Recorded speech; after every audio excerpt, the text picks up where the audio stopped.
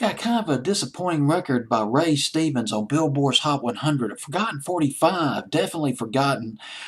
Billboard's Hot 100, June 1st, 1968, coming in at number 52, up 3 from 55 the previous week. Let me bring that up for you real quick.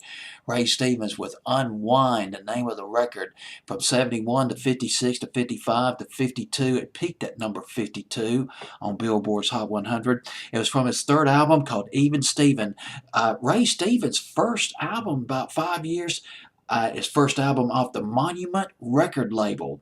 And some people, well, some consider this to be Ray Stevens' first, maybe his only serious album. I mean, he's done a lot of humorous records like Guitar Sand, of course, The Streak. You remember The Streak back in 1974. I remember watching on the telly, there was a guy who actually streaked. It was at the University of Alabama. It was on a stage or something like that. This was that's another story right there. I don't want to get into that. But Ray Stevens, Even Steven, his third album, and gosh dog, where are my notes at on this record? Okay, actually, the best song off the big hit off the album was Mr. Businessman. One of my favorite records by Ray Stevens, but did not make top 40 for him. And there's something that caught my attention about this album.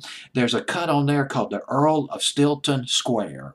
The Earl of Stilton Square was written by a guy named Tupper Saucy.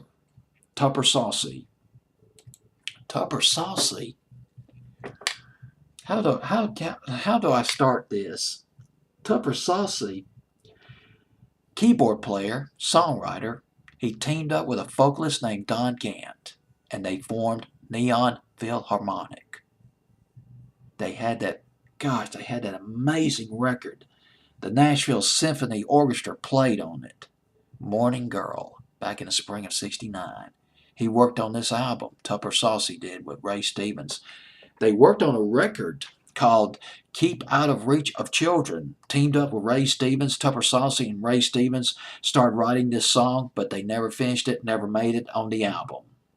Ray Stevens at number 52 on Billboard's Hot 100, June 1st, 1968, with Unwind.